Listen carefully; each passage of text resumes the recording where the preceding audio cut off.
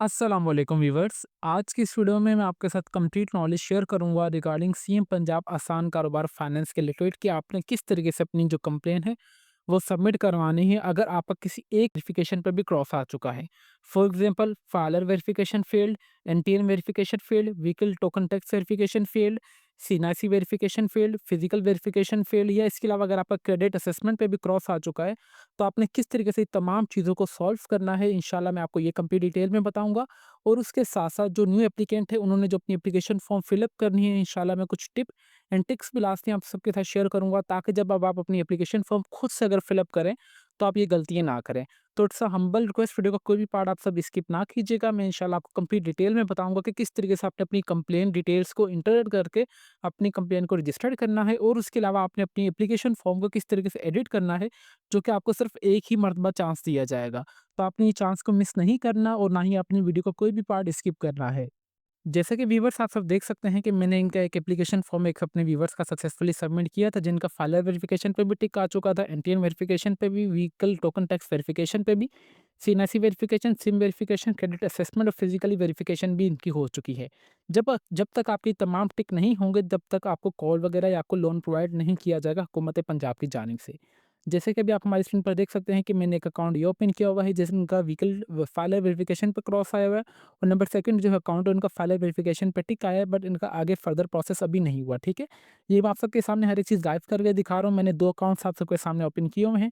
सबसे पहले अगर आपका फॉर एग्जाम्पल फाइलर वेरिफिकेशन पे क्रॉस आया तो आपको ये चीज़ समझने की है, तो आपका ये आया क्यों है। ये आपका इसलिए आया होगा कि फॉर एग्जाम्पल जब आपने ऑनलाइन रजिस्ट्रेशन कर रहे होंगे, देन आपने अपना जो टैक्स है वो पे नहीं किया होगा।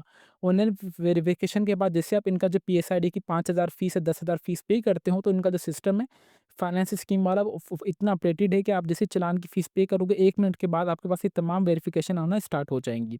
ठीक है, फाइलर वेरिफिकेशन में अगर आपका क्रॉस आया तो इसका मतलब ये है कि आपने अपना जो टैक्स है वो पे नहीं किया। अगर आपने पे भी किया है, वो आपने लेट किया है, तो वो आपका with the passage of time हुकूमत पंजाब की जानिब से अपडेट हो जाएगा। नहीं तो फिर आपने जो उनकी हेल्पलाइन है वहाँ पे जाके इनको कॉल करनी है। ठीक है, सबसे पहले ये बात आपको लास्ट में पता होनी चाहिए। नंबर सेकंड पे यहाँ पे आ रहा है कि अगर आपने रीसबमिट एप्लीकेशन करेंगे, कोई भी आपका अगर अगर आपका कोई भी इशू वगैरह आया हो तो, ठीक है। रीसबमिट का यहाँ पे सिर्फ आपके पास यहाँ पे सिंपली ये वाला ऑप्शन आ रहा होगा रीसबमिट का, आप इस पे दबाएँगे। इस पे दबाने के बाद आर यू शो कि आप अपनी एप्लीकेशन जो है वो रीसबमिट कर रहे हैं, क्योंकि आपको ये सिर्फ एक ही मर्तबा चांस दिया जाएगा, तो आपने इस चीज़ को वेस्ट नहीं करना।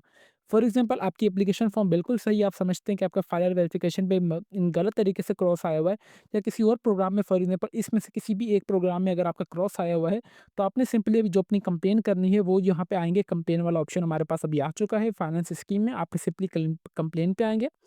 कंप्लेन पे आने के बाद यहाँ पे कंप्लेन टाइप आएँगे कि आपकी कौन-सी चीज़ में आप फेल हुए हैं। Failed in a filer verification, failed NTN verification, failed vehicle token tax verification, failed CNIC, failed in a SIM verification, physically verification, bank credit policy and other complain या other. ठीक है, सबसे पहले यहाँ पे देखा जाए तो फाइलर वेरिफिकेशन आपको लाज़मी समझनी होगी। मैंने आपको स्टार्टिंग में बता दिया था कि आपकी तब होगी ये सही जब तक आपने अगर टैक्स टाइम पे किया होगा, तो आपका ऑटोमेटिकली ये टिक हो जाएगा।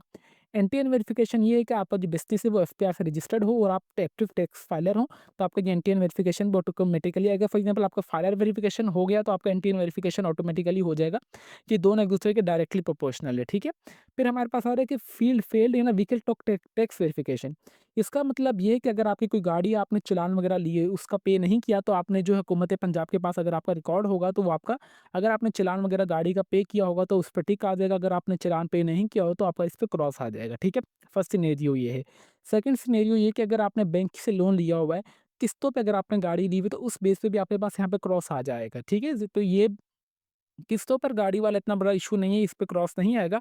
बट अगर आपने अपनी गाड़ी की जो पेमेंट वगैरह, ये जो भी चालान वगैरह अगर आपने पे नहीं किया टाइम पर, देन ये फिर क्रॉस आ सकता है आपका, ठीक है? अगर आपका सीएनआईसी वेरिफिकेशन पे क्रॉस आ चुका है, फॉर एग्जांपल यहाँ पे देखा जाए तो उनका सीएनआईसी वेरिफिकेशन पे टिक है, इनका भी सीएनआईसी वेरिफिकेशन पे टिक है, और इनका भी यहाँ पे देखा जाए तो सीएनआईसी वेरिफिकेशन पे टिक है। सीएनआईसी वेरिफिकेशन पे टिक आपका उस बेस पर होगा कि फॉर एग्जांपल जब आपने रजिस्ट्रेशन कर रहे होंगे, तो अगर आपका जो सीएनआईसी वो एक्सपायर होने वाला नहीं होगा। फॉर एग्जांपल आपका सीएनआईसी जब आप रजिस्ट्रेशन कर रहे थे 5 या 6 अप्रैल को कर रहे थे, बट आपका जो सीएनआईसी वो 10 तक एक्सपायर होने वाला था। तो इस केस में आपके पास यहाँ पे सीएनआईसी वेरिफिकेशन पे आपका क्रॉस आ जाएगा। इसके लिए आपने सिंपली नादरा ऑफिस जाके अपना जो शनाख्ती कार्ड है उसको अपडेट करवाएँगे, तो आपका ये चीज़ भी इश्यू सॉल्व हो जाएगी। और नंबर यहाँ पे लास्ट है, ये जो है failed SIM verification, mobile number provided in application is not be registered in your name. मुझे यहाँ पे एक चीज़ बहुत ही आप सबकी बुरी लग रही है कि जब यहाँ पे इन्होंने एक एप्लीकेशन फॉर्म में ये चीज़ इन्होंने अबाउट अस में बताया हुआ है कि यहाँ पे जो भी आपने रजिस्ट्रेशन करनी है, अपने जो भी आपका मोबाइल नंबर होगा जो कि आपके शनाख्ती कार्ड के ऊपर रजिस्टर्ड होगा, आपने उन्हीं के नाम पे यहाँ पे रजिस्ट्रेट करनी है, ठीक है? फॉर एग्ज़ाम्पल यहाँ पे अगर आप अपने वालिद साहब के नाम पे रजिस्ट्रेशन कर रहे हैं, तो आपने उन्हीं का मोबाइल नंबर देना जो कि उनके शनाख्ती कार्ड के ऊपर रजिस्टर्ड हो। काफ़ी ज़्यादा कैंडिडेट्स अपने वालिद साहब की तो रजिस्ट्रेशन कर रहे हैं, बट अपना मोबाइल नंबर अपना दे रहे हैं। तो मोबाइल नंबर आपको अपना देने की क्या ज़रूरत है? जब आपके वालिद साहब का ही यहाँ पे कंप्लीट डेटा एंटर किया जाएगा, तो आपने हर एक चीज़ अपने वालिद साहब की या जिसके नाम पे अप्लाई करना चाह रहे हैं, उनकी आपने यहाँ पे इन्फॉर्मेशन देनी है, ठीक है? अगर फॉर एग्ज़ाम्पल आपका सिम वेरिफिकेशन पे क्रॉस आ चुका है, तो आपने सिंपली अपने नाम पे भी वो सिम करवानी होगी, उनके नाम पे सिम वो कन्वर्ट करवानी होगी, उसके अलावा और कोई यहाँ पे इसका सॉल्यूशन नहीं है। फिज़िकल वेरिफ़िकेशन में यहाँ पे अर्बन यूनिट वाले आपने जो भी यहाँ पे अपने बिज़नेस का एड्रेस वगैरह डाला होगा, वो आपका अपने का आपका आगे कारोबार विज़िट करेंगे कि जो भी इन्होंने इन्फॉर्मेशन डाली, इनके नंबर ऑफ़ एम्प्लॉइज़ इतने हैं या नहीं, इनका बिजली का इतना बिल आता है या नहीं, रेंट वगैरह, यहाँ पे जो भी इन्फॉर्मेशन दी जाती है। तो इसलिए मैं आप सबको बोलता हूँ कि आपने जो अपना एप्लीकेशन फ़ॉर्म है, बिल्कुल ध्यान से फ़िल अप करना है। अगर आपसे ऑनलाइन अप्लाई हो रहा है तो वेल एंड गुड, अगर आपसे ऑनलाइन अप्लाई नहीं हो रहा तो हम हमसे भी ऑनलाइन अप्लाई करवा सकते हैं, बिल्कुल मुनासिब से चार्जेस में, ठीक है? अगर फॉर एग्ज़ाम्पल अगर आपका यहाँ पे देखा जाए तो इनका जो है यहाँ पे क्रेडिट असेसमेंट पे भी टिक है। फॉर एग्ज़ाम्पल अगर आपका यहाँ पे देखा जाए तो क्रेडिट असेसमेंट पे या क्रेडिट पॉलिसी पे अगर आपका क्रॉस आ चुका है, इसका मतलब ये कि आपने पहले कभी लोन लिया हो बैंक से। अब मतलब कभी भी अगर आपने पहले लोन लिया हो, फॉर एग्ज़ाम्पल मेरी कल रात बैंक ऑफ पंजाब से बात हुई थी, तकरीबन रात 10:30 बजे मैंने कॉल की थी। हो सके तो मैं यहाँ पे स्क्रीनशॉट भी आप सबके साथ लास्ट में शेयर कर दूँगा, ठीक है? ताकि आपको कन्फर्म हो जाए, यही चीज़ पूछने के लिए। और मेरा नंबर उन्होंने उस टाइम उठा भी लिया था, मुझे काफ़ी ज़्यादा हैरानी भी हुई थी, बट मुझे रिस्पॉन्स मिल गया था। उन्होंने मुझे ये बताया था कि अगर फॉर एग्ज़ाम्पल क्रेडिट असेसमेंट का मतलब ये है कि अगर आपने फॉर एग्ज़ाम्पल पहले कभी भी लोन लिया हुआ हो, तो उस सिनेरियो में आपके पास यहाँ पे क्रॉस आ जाएगा। या फिर अगर आपकी किस्तें किसी भी बैंक से ईज़ी पे था, जैज़ कैश या किसी और भी आपने ऐप से लोन लिया हुआ हो, अगर आपने वो पे नहीं किया हो टाइम पे, तो उस बेस पे आपके पास यहाँ पे क्रेडिट असेसमेंट का आ जाएगा। देन मैंने उन्हें बताया कि मैंने कभी भी लोन नहीं लिया, ना ही मैंने कोई ऐप से लिया, ना ही बैंक से लिया, उसके बावजूद भी मेरे पास ये चीज़ आई है। देन उन्होंने मुझे बैंक ऑफ पंजाब का नंबर दिया था कि देन आप बैंक ऑफ पंजाब से राब्ता करें, वो आपका ये इश्यू सॉल्व करेगी, ठीक है? फॉर एग्ज़ाम्पल अगर आपकी कोई एनी अदर कंप्लेन है कि फॉर एग्ज़ाम्पल अगर आपने एनटीए नंबर अपना गलत वगैरह डाल दिया, तो आप वो यहाँ पे करेक्शन इसकी कर सकते हैं, या कोई और अदर इन्फॉर्मेशन अगर आपकी गलत हो चुकी है, तो आप यहाँ पे वो एंटर करेंगे। फॉर एग्ज़ाम्पल इनका जो फाइलर वेरिफिकेशन पे क्रॉस है, तो जस्ट हम इस पे दबाएँगे। इस पे दबाने के बाद आप यहाँ रिमार्क्स डाल देंगे कि मेरी जो फाइलर वेरिफिकेशन है, बराए मेहरबानी सही कर दी जाए, क्योंकि मेरी with the passage of time गलती से हो गई कि मैंने अपना जो चालान है या फॉर एग्ज़ाम्पल टैक्स है वो लेट थोड़ा पे किया था, इस वजह से मेरा एक्टिव लेट आ रहा है। बट अभी मेरे पास जो है, मैंने अपना जो टैक्स वगैरह पे कर दिया, तो बराए मेहरबानी मेरे एप्लीकेशन फॉर्म को सही कर दिया जाए, ठीक है? इस तरीके से आप जो भी करेंगे तो आपके पास इस तरीके का ग्रीन कलर का आ जाएगा। जस्ट आपने सबमिट वाले बटन पे दबाएँगे तो आपकी जो क्यूरी है, कंप्लेंट टाइप ही आपकी ये सक्सेसफुली सबमिट हो जाएगी सीएम पंजाब फाइनेंस स्कीम के डिपार्टमेंट को, ठीक है? जो उनका रजिस्ट्रेशन का डिपार्टमेंट है, ठीक है? बट आपके पास एक कंप्लेन का भी एक ही मरतबा ऑप्शन आएगा और आपके पास एडिट एप्लीकेशन फॉर्म का भी एक ही मरतबा ऑप्शन आएगा, ठीक है? अब यहाँ पे देखा जाए तो इनका तो सही है, इनका एक आया क्रॉस, इनका सभी टिक है, बट इनकी एप्लीकेशन आगे फर्दर प्रोसीड हो रही है, ठीक है? यहाँ पे जो अगर फॉर एग्जांपल न्यू व्यूअर्स है जो कि जिन्होंने अप्लाई करना है, तो हमारी वो वीडियो लास्ट में देख लीजिएगा, सीएम पंजाब आसान फाइनेंस का की स्कीम वाली। हमने उसमें कंप्लीट डिटेल में आपको हर एक स्टेप बता के किस तरीके से आपने अपनी personal information, business detail, loan and the financial details enter करनी है। यहाँ पे जो भी आप एफिडेविट मतलब विटनेस के तौर पर जिनके आपने इन्फॉर्मेशन डालनी है, वो आपने किस तरीके से ऐड करनी है, डॉक्यूमेंट्स आपने कौन-कौन से अपलोड करना है। इवन के ये भी मैंने हर एक चीज़ वहाँ पे लाइव करके बताई है, वीडियो को कोई भी पार्ट स्किप किए बगैर। तो बराए मेहरबानी आप हमारी वीडियो लास्ट में देख लीजिएगा, जिसका मैं लिंक आपको इस वीडियो के डिस्क्रिप्शन में प्रोवाइड कर दूँगा।